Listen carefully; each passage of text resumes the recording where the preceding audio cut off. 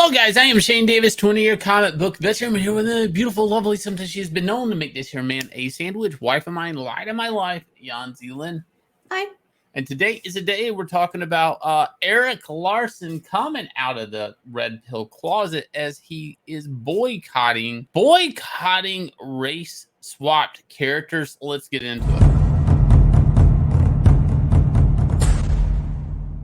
So Yanzi sent me a tweet yesterday, and I went to click on it, and it says, "You're not allowed to see these tweets, Shane. You are the unwashed. You cannot bask in the glory of the wisdom of things that Erik Larsen puts on the internet with his thumbs and his phone." And I was like, "Oh no, oh no! I used to buy his work, and I am blocked by a pro. What am I to do?" So here we are today, and Erik Larsen getting in some hot water with some people because he's like, I'm kind of, against race swapping characters.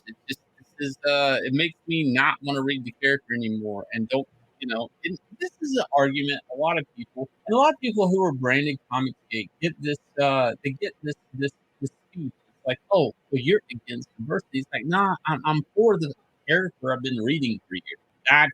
It's not that I'm against it. I just like my Bruce Wayne Batman. And you can't expect me to call me an ist or a phobe because I don't want to buy Batman anymore if Bruce Wayne's not in Batman suit.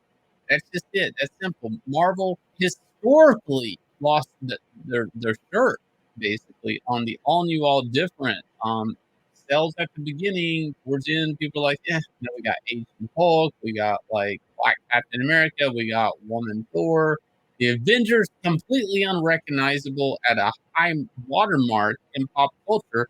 People for the first time knew who Hawkeye was, and then they see what a stand-in Hawkeye looked like in the comic, and they're like, well, I'm confused. So, Erik Larsen, what do you got to say about this? Erik Larsen had this to say. And by the way, for people who are trying to look, apparently he did this tweet already. So I guess he got them caught in some really spicy reactions. Anyway, he says, for some reason, the conventional wisdom at Marvel and DC is to have new characters assume the identities of old characters. But if I'm a fan of Iron Man, I'm absolutely not buying your shitty new Iron Man. I want to flop so that old Iron Man can return.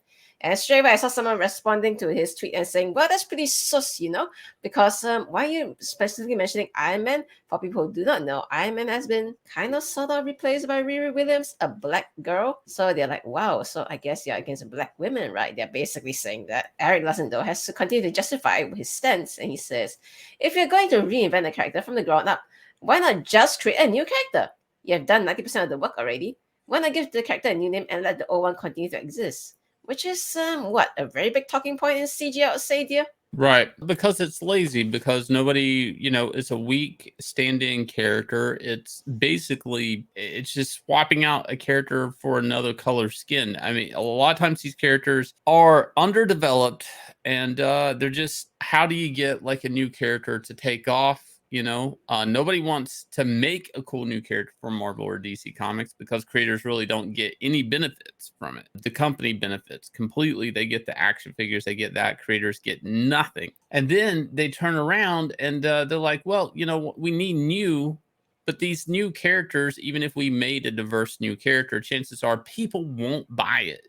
Kind of like the Naomi character that Bendis made at DC Comics. Gets a pilot, sure, all of this stuff, but nobody was buying the comic. The easiest way to get diversity in comics, and it's a cheat, it's a real quick cheat, and that's just to say, hey, what if Superman was diverse? What we have to get rid of Clark Kent, sure, but we have the S shield and the cape, and we just whatever diversity boxes we want, that's what fills the suit. Again, you see this same lazy tactic done in comics time and time again, and it's kind of a way that the comic book companies end up with like a new toy, but they don't have to pay the creators absolutely even credit. I mean, I'm talking just like creative credit because they own Hulk. It doesn't matter if they come up with a new Asian Hulk, a new character that is still, because it's the name Hulk, they own it, lock and key.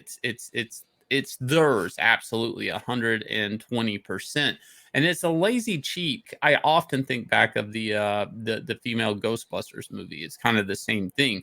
it's kind of like you end up with something sort of new but familiar at the same time, and it's just a lazy attempt at a character. Erik Larsen continues to argue for old characters by saying that Blue Beetle and Booster Girl had a great chemistry. I think a lot of people who might have given the new character a chance didn't want to support the book because they hoped it would fail and the older characters would return. That is kind of the mentality of people who do not like legacy characters. And I would even pick that argument up a little further, and I would say if they took the same character, the same costume design as the New 52 Blue Beetle, the Jamie character, and you just didn't call him Blue Beetle, you just called him something else, right? Green And Scarab, really, whatever.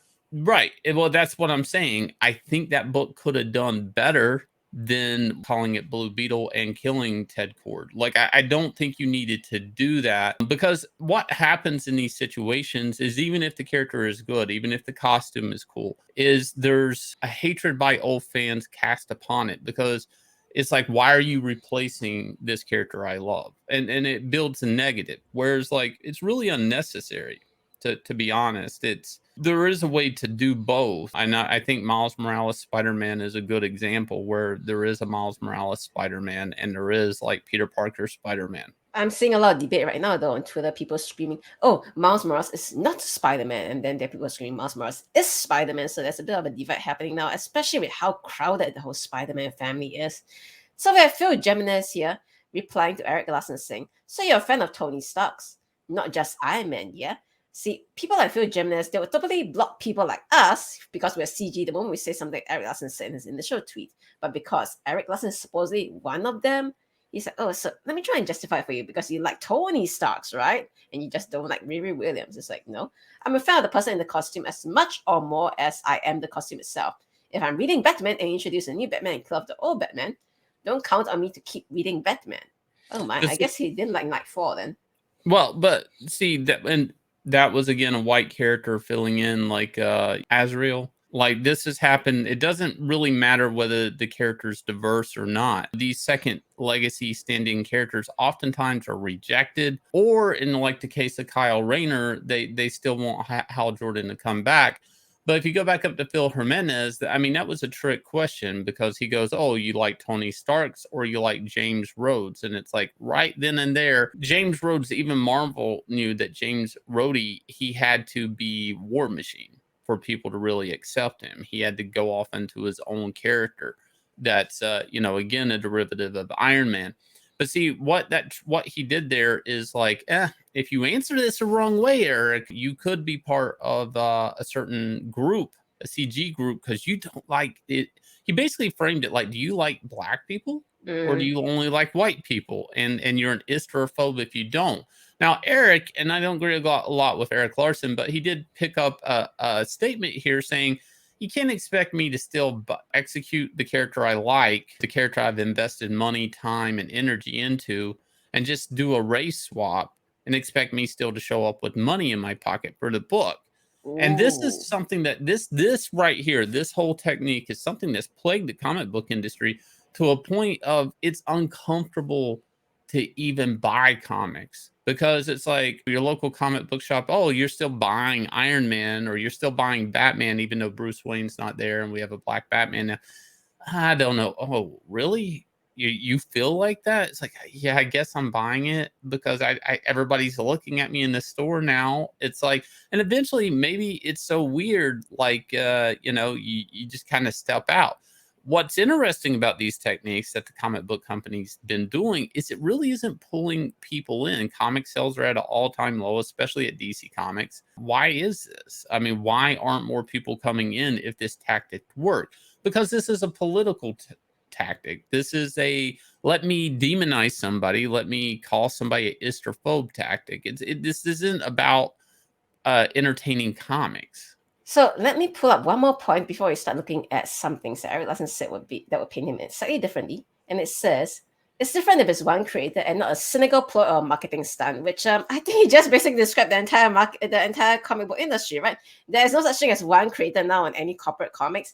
And everything that's happening in comics right now is definitely a marketing stunt. Bisexual Superman, bisexual Robin, let's do round robin and all that stuff. So he has to justify it by saying, in the case of Malcolm Dragon, the readers grew up with him and had known him for years before he had a single adventure. So trying to make sure that, he doesn't get painted along with the same brush. People say, aha, see, you did it with your own characters. You made, Savage Dragon into a legacy character. But Erik Larsen, though, has also had some pretty controversial statements in the past that I guess would really get him painted with a CG brush if he had said it today.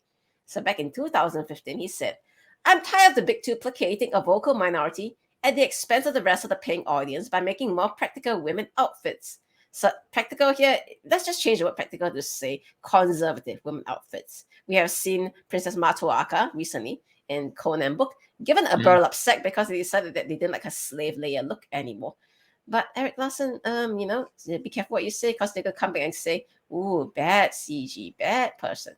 And I would like to, I'm going to go off on a thing here. A lot of the same people that are attacking him here, and I'm not going to name them by names, but I've counted about 3 that actually were part of a big group that was backroom Facebook group that was about getting Ethan Van Sciver fired from DC Comics. And I've seen these same people make remarks and attack creators like this. Now, obviously, this is people are cast out in the CG, canceled, whatever. These guys are going to turn on themselves. So obviously, in the case of Erik Larsen, he's in the crosshairs of SJWs. It'll be interesting to see where this ends up. How long will he be able to hold his position at Image Comics with this new woke Image Comic Union that has nothing to do with creators? It has the ability, though, to cancel books and cancel people. Is Erik Larsen long for the comic book world? But what is long for the comic book world is his Inglorious Rex, as it surpasses $253,000 and growing still. Go check it out. The link's in the description. This is a book that we are hard at work out right now. $250,000 passed and still moving on up. And I will leave you guys with a trailer for Inglorious Rex. I'm show the whole world who I am. Boom, boom, boom. Major look, huh? Yeah, this one is for the books. All these chances I took still, I move straight on these rooks now. Hold me up or hold me down, have my back or hold my crown. Either you with me or not, but you better give all you got, cause I break the game. Can't control me. I got the power.